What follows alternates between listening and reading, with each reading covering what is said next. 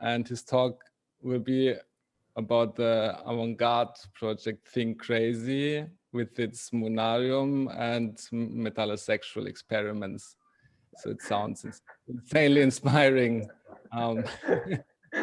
Yeah, I just like put this title, I just dumped this word there to make it like really shiny, like, and I suppose like this the word metallosexual is really tantalizing in a way, you know, because it reminds me a bit of like this glimmer of gold, you know, the luster of gold. So yeah, I just wanted to put this like baroque words in keeping with his engagement with 17th century. Yeah. Okay, perfect. You said you have some slides? Yeah, okay, so let me share.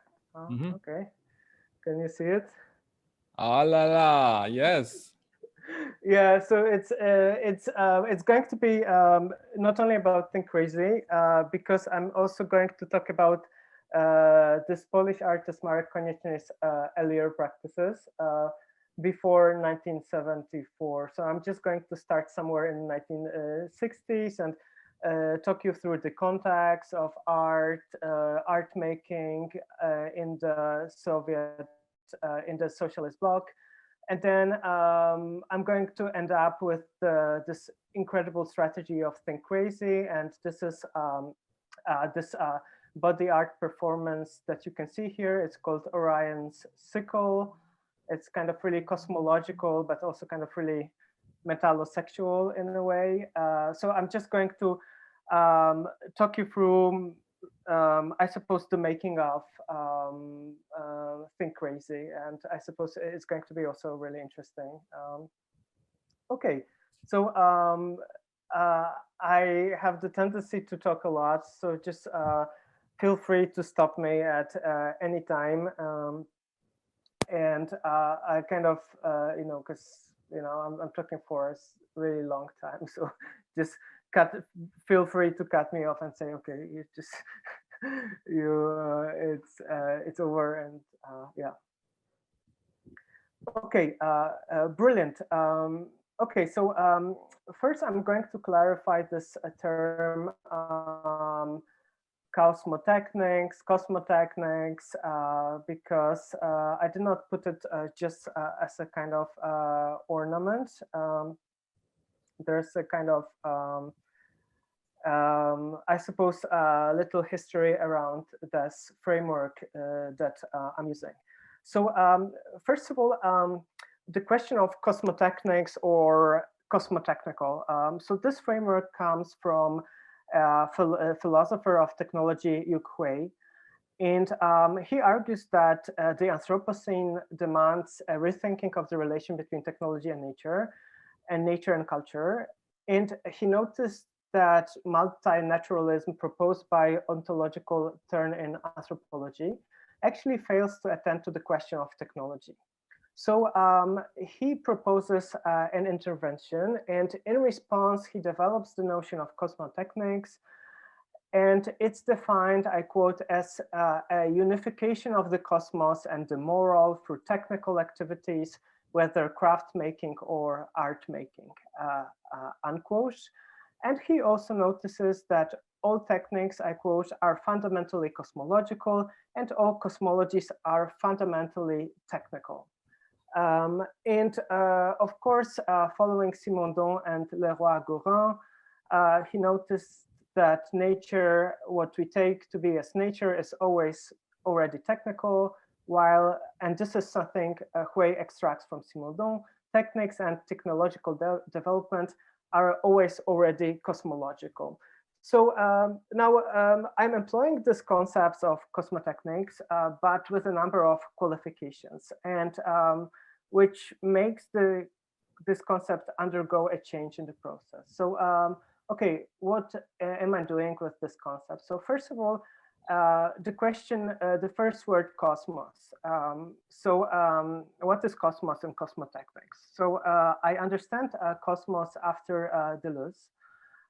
So not in terms of an ordered, transcendent cosmos defined in opposition to chaos, but as an infinite cosmos suffused with chaos. So what's at stake here is a chaosmos diagrammed by the immanent formula chaos equals cosmos, unquote, that the less so at play in works of Borges and Gombrowicz, as well as in the Nietzschean eternal return, he viewed as, I quote, the internal identity of the world and of chaos, unquote. These are all from Difference and Repetition. And my second intervention is that I would like to replace the notion of the moral, which for me is a kind of points to some a unifying grounding principle. In my intervention, I am replacing that with Spinozian immanent ethics. So on this reading, where Chaosmotechnics becomes Chaosmotechnics, it's really difficult to pronounce, but I really savor this kind of I suppose the stuttering of language, and I think it's really beautiful to be able kind of to empower yourself to create new concepts. Okay, so what I'm going to do today, I'm going to talk briefly about those practices of chaosmotechnical resistance in middle practices of Marek Konieczny, whom you can see pictured here. It's an image from 1980. Now, he is a Warsaw-based structural engineer originally, turned artist, and he was associated with the Warsaw neo-avant-garde of the 1970s. He's still alive, but he's not really feeling well, and it's really important for me to promote his legacy. I'm thinking about writing a monograph. I think there's so much important things that can be said about his practice, and also that can be strategically deployed to counter the current rise of national populisms across Eastern Europe. He's a really interesting artist and really diverse, having really kind of really prolific and having a really diverse practice that spanned first of all, Fluxus type instruction-based pieces, then purely conceptual and mental operations. Then his trajectory took him through performance and body art, experimental film, and then traditional artisanal technologies. At some point, he ended up in the early 1980s. He got interested in cabinet making, and he started making this wooden bourgeois cabinets, which was really strange. Now I'm going to first start by giving you a bit of a context of the 1970s in People's Republic of Poland. It was a socialist country, and the 1970s was an extension of the so-called long 60s, which catapulted countries of the socialist bloc into the so-called scientific technological revolution, STR. Okay, so what was this thing called STR? So this was this official state doctrine that advocated the use of new materials, technologies, and branches of knowledge. So synthetic materials, engineering of prefab building elements, cybernetics, robotics, ergonomics, research into brain activity and sensory perception. But all this was done in pursuit of a communism of the future. While science fiction novels of Stanisław Lem, and Hans, you already mentioned that I have written on Solaris. Solaris was written in 1961 by Lem, and it's an example of a flurry of novels that speculated about contact with non-human species, proposing a philosophy of technology resonating with Simondon, as I argued elsewhere. And at the same time, the realm of art philosophy saw an explosion of innovative visions of what it could mean for art to occupy the future in the cosmos. So unfortunately, due to this, geopolitics, lots of those works were never translated into English, and hence they were not able to make their voice heard. Even though they kind of clearly resonate with some of other ideas all across the globe. Now, suffice it to say that this scientific technological revolution marked a drastic change in, okay, so one more thing, this is a cover of the first edition of Solaris from 1961, and you can see that it's kind of, it's not an expensive one, and this is kind of, I think, says something about the conditions in Poland in 1960s, right? It was not kind of a lavishly illustrated, but kind of a rather poor paperback edition. Okay, so now scientific technological revolution marked a drastic change in official attitude towards advances in science and technology. And 1960 saw a belated publication of a Polish translation of Wiener's The Human Use of Human Beings, titled in Polish, Cybernetics and Society. There's the cover here. And now this book was banned under Stalinism, right? But with the scientific technological revolution, now cybernetics and bourgeois and socialist countries wanted to have their say and wanted to kind of use those new technologies to their own advantage. Now, however, STR was developed as a program of ideological capture of the future and the cosmos by the state. So as art historian Jan Verwoerd aptly noted, the program sought to banish content change through an infinite telescoping forwards of the state-controlled present, whose parameters had already been demarcated once and for all, right? Because what's at the end of the future, at the end of the horizon, there's the state communism, right? So there's no possibility of kind of counter-actualizing the future differently unless it was done through an artistic practice.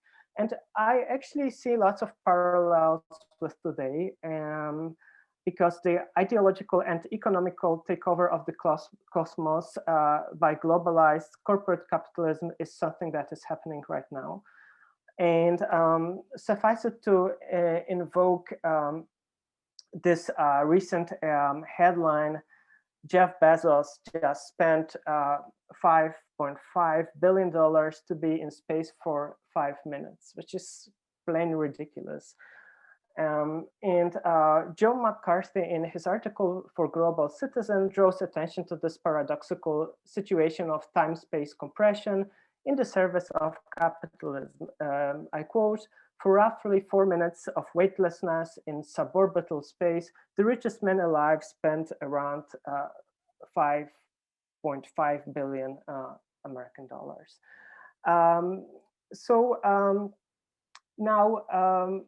So this would kind of, I suppose, put a kind of really interesting perspective on Konieczny, who is really marginalized artist. He is in poor health condition, and he never had an opportunity really to, make his voice heard, even though he created this incredible cosmos himself as well.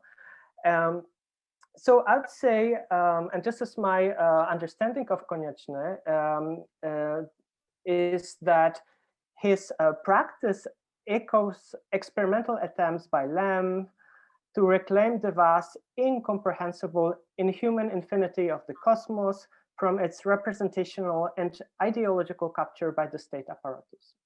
Now, he does so by deterritorializing state techniques of capture, such as STR, and developing an operational image, which is nothing else but a disruptive media technology of the Chaosmos itself. Now, the chief problem that he has spent years engaging with is the problem of intensive change and the relation, to paraphrase Jacques Monod, between chance and necessity, a question that by Deleuze and Guattari, for whose, I quote, art takes a bit of chaos in a frame in order to form a composed chaos that becomes sensory, or from which it extracts a chaotic sensation as variety, unquote. Lodging itself onto STR, Konieczny engages with this problem through a tension between his multiple readings of Markovian stochastics, which resonate with distinctive lines of differentiation within his practice. Now, to make it kind of a bit more clear, I prepared the slide, and and also I'm going to explain the notion of stochastic processes. So suffice it to say for now that what's really crucial for his practice is the conceptualization of stochastic processes. And I argue that each conceptualization corresponds to different line of development of practice. So he conceptualized stochastic processes variously as, first of all, grounded upon the Markovian property of memorylessness, then conceptualized as pure chance, and then conceptualized as semi-random chains. And I'm actually arguing that each of those conceptualizations corresponds to his different works. I'm going to show you some images also to substantiate my claim. So it's a kind of incredible artistic journey that is actually motivated by a kind of a flurry of different concepts. And mind you that Konieczny was a structural engineer. And back then in Poland, engineering was kind of perceived as this kind of really profession of the future. And there was also lots of interdisciplinary collaboration. There was interest in non-Euclidean geometries, and so on and so forth, right? Artistic practice in Konieczny is a question of engineering of forces, experimenting and productively failing to work out exactly how much chaos and how much framing can a practice endure to achieve a precarious consistency on the verge of dissipation. And this, I claim, is also a lesson that can be drawn from structural engineering, right? Because when you are designing construction for a building, you need to calculate forces, and you need to ensure that those elements should be combined together so that the building does not fall down, right?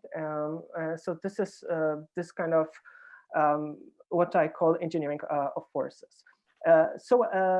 And I'm just going to be really quick because I just also want to talk about Think Crazy. Now, between 1917 and 1972, looking back at his practices, Konieczny discusses stochastics under a number of competing rubrics. So first of all, stochasticism sensu stricto, Markov's processes realized by systems forgetting the past, whereby, I quote, we get information concerning the interval of time on the basis of information from the given moment and not on the basis of additional information about earlier moments. Additional information about earlier moments, says Konieczny, does not allow to draw any additional information about the future. It may cause confusion. So this is, I understand this as this kind of principle of indeterminism, right? We forget the past, and what matters is just a number of possible displacements calculated from a given position in the present. Now, he also comes with the idea of stochasticism sensu largo, which is really broad because it means everything that is chance and unstable. I associate this with the idea of indeterminacy. And as Konieczny says, freedom, non-causality, stochasticism of human nature seems to be the motive power of human emotions and activities, unquote. And he later expressly thinks stochasticism of human nature as propelled by cosmos, by the forces of the cosmos itself. And then to make it much more complex and mutually contradictory, he also adds elements of sets theory, asserting that, I quote, a set composed of people complemented by a given element produces in itself stochastic processes. The role of such a complement is a generation and creation of that process, right? So lots of things bundled together, but something interesting happens in 1972. To add to this flurry of concepts, Konieczny also distinguishes two types of imagination. So the first was concerned with the cause-effect link, description, result, effect, and measurability. For him, I quote, imagination reduced to statistical models, combinatorial imagination is not imagination. Now, the second type is a stochastic, I quote, thought system, unquote, that would allow building systems, I quote, never complete, but in the process of continuous formation. Konieczny sees imagination somehow esoterically as a vast autonomous environment of potentiality that links many imaginations where the artists get lost and merely functions as a catalyst for activating its certain zones and thus, I quote, changing the human psychophysical structure. Art is, according to Konieczny, is generation and organization of imagination. Now, I actually, the way I understand that his ideas are actually close to Catherine Malabou. It's as if what's at stake for Konieczny is this neuroplasticity, and it's not that he has a brain, he almost works immanently from within a brain and changing the rewiring the neural connections. Okay, and let's say that these conceptualizations help account for different strands of his practices. And I'm going to give you some examples derived from different years. So hopefully it's not going to be too confusing. Now this is what it is. It's an example of his early engineering projects. It's a prefab reinforced concrete roof from the early 1960s. And this can be considered as allowing a finite number of possible discrete realizations, right? Because when you look at this prefab elements of the roof, there's only limited ways in which you can connect it. Here's the mock-up. So you can see it's actually, it's in southern Poland, it's a housing estate, and it was only partly realized. So it's like this Borges's map, so to speak, because there are just a few of those like prefab units just, you know, in the middle of otherwise nondescript housing estate, which is kind of really funny and sad in a way. Okay. So, now, similarly, his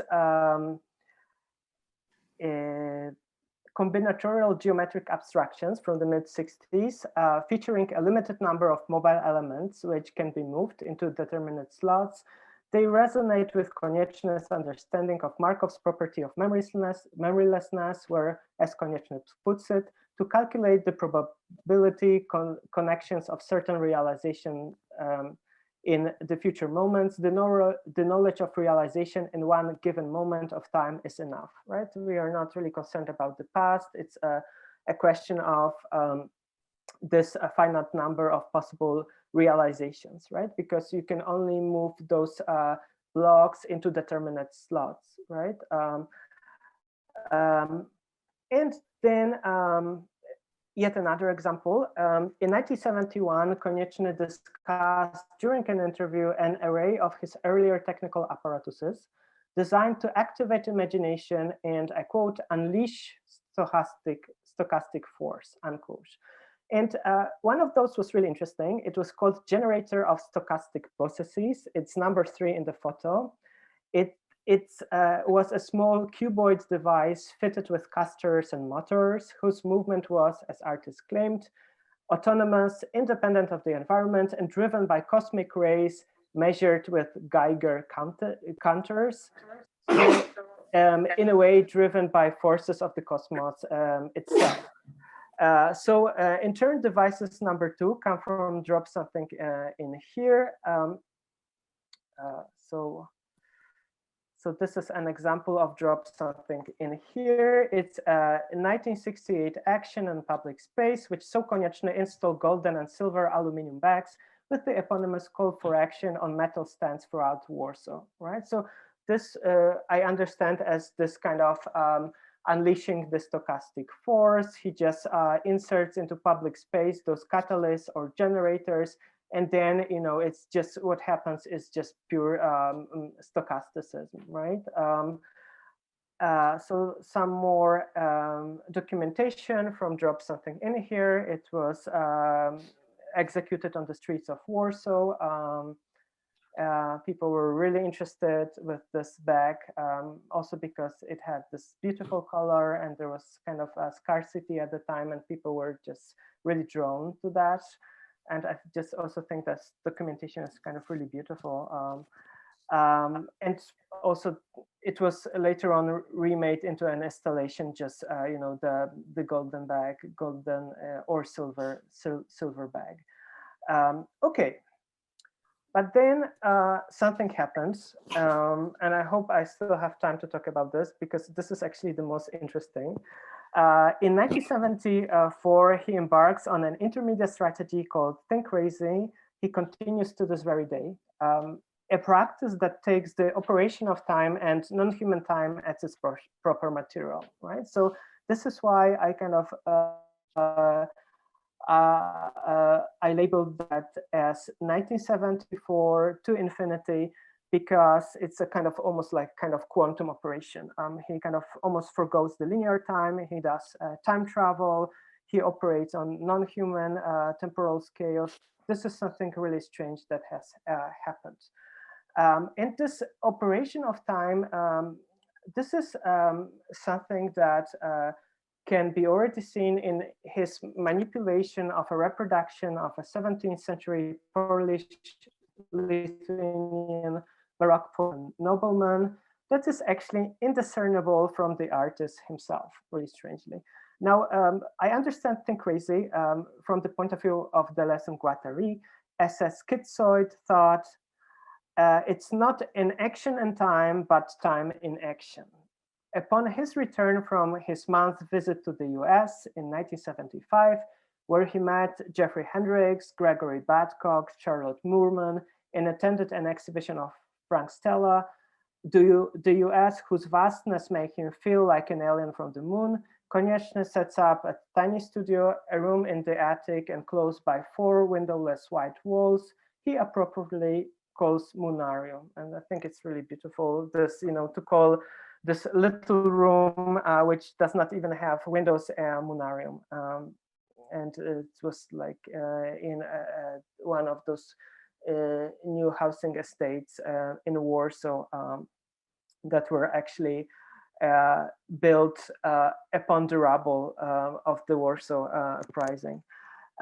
For Konieczny, Think Crazy affirms the constructive aspect of madness through, I quote, activities directly impacting not so much the associations of the imaginations as its hard structure stemming from experiences, our habits, which ought to be relaxed and changed. So this is back in 1975, and it struck me how much it resonates with Deleuze and Guattari's ideas in cinema books around the time image. Now, Think Crazy works to loosen and ultimately break the sensory motor schema, organically linking sensory perception to motor response, which Deleuze saw at play in the classical cine image. Think Crazy is a radical affirmation of the mystery of change, and I'm going to show you how it works. So now this new idiom, and we go back to this image from the beginning. entailed Konieczny's newfound preoccupation with specific materials, typically metallic, he called special equipments. Now, I frame special equipment as artisanal metallurgical operationality of machinic phylum, another term from Deleuze and Guattari. Metal objects and human body could be both special equipment for the purposes of Think Crazy. Such designation highlights Think Crazy's potential for instigating change, its capacity to disorganize the human body, and its disruption of edibilized libidinal economy. Think Crazy is the gift of a metallic harness, which introduces alternative circuits of desire and new constellation of affects. It's as if Konieczny was saying, get the fuck out of there and make your body enter a becoming otherwise cosmic contingency now. But he did not say that. But instead he claimed that the emerald will bring him luck, and that being is elementally cryptic singular. So he opened Munarium and his own body to a diverse artistic experimentation. I don't know if this loop is playing. Yeah, this is kind of, he was almost like the inventor of the GIF, right? Back in 1975, because it's just like, you know, this little looped image.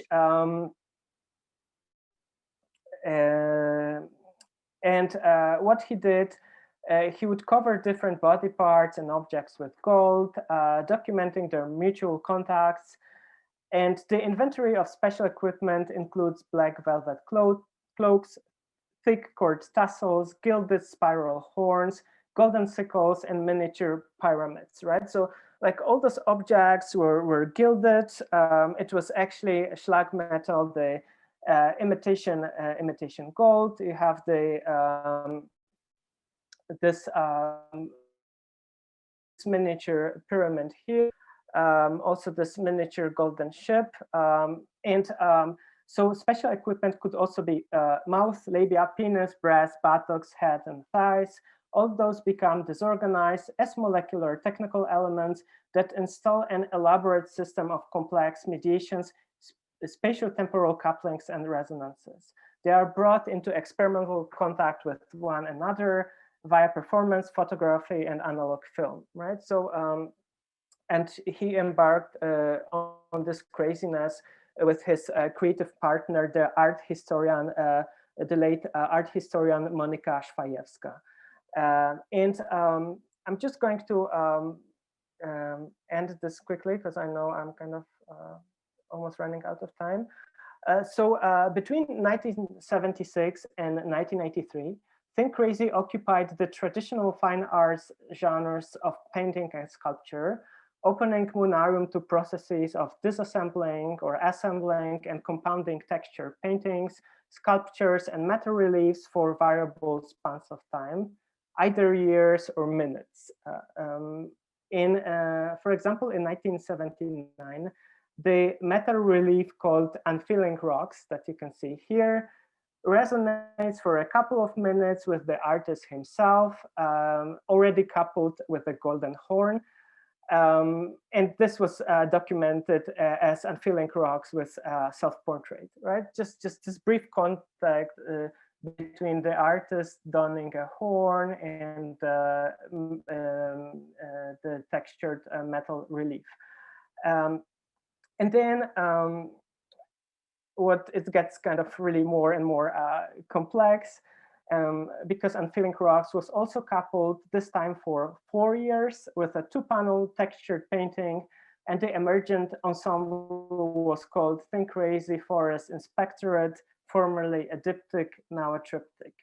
So even like the work's name encapsulates its path of mutation, thematizing the problem of change in itself.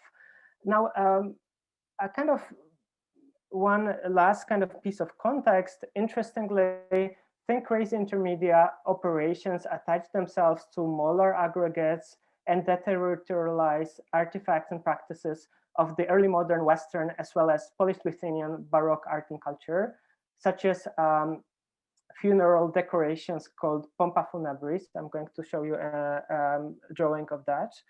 Polygonal portraits, as well as weapons and textiles inspired by Safavid Persia, Ottoman Empire, and Crimean Khanate. So what's really interesting, and this is the expression of Markov's semi-random chains, as I believe, is that Think Crazy produces chance artworks, but through a productive constraint. And it can be conceptualized as semi-random change, the leçon Guattari see at play in Jacques Monod's description of the operative logic of the so-called allosteric proteins, as one, I quote, at the molecular level, a veritable machine. A machine in its functional properties, but not, we now see, in its fundamental structure, where nothing but the play of blind combinations can be discerned, right? I would say that Think Crazy's radical self-reduction is akin to what Deleuze saw in works of Francis Bacon as prosthesis instruments. For example, an umbrella or a sinkhole, which are models of topological membrane, a vector of metamorphosis through which the organized human figure ungrounds itself and dissipates in visceral spasm. Think Crazy installs a plane of immanence, which makes it possible for the artist to disappear from mainstream art history and pushes him on the path of becoming imperceptible. And we can say that actually Think Crazy is a radical event that disrupts the linear causal order of time by inserting a resonant surface it extracts from the Polish-Lithuanian long Baroque, which was from 16th to 18th century. You can see some sample artifacts here. For example, what is called also Tur banner in Turkic languages, Carabella, the Ottoman-inspired saber, and last but not least, Pompa Funebris. This is a drawing showing a coffin with a coffin portrait mounted at its front end, resting atop a catafalque. It's a funeral decoration in a Jesuit church in Poznan at the year 1700s.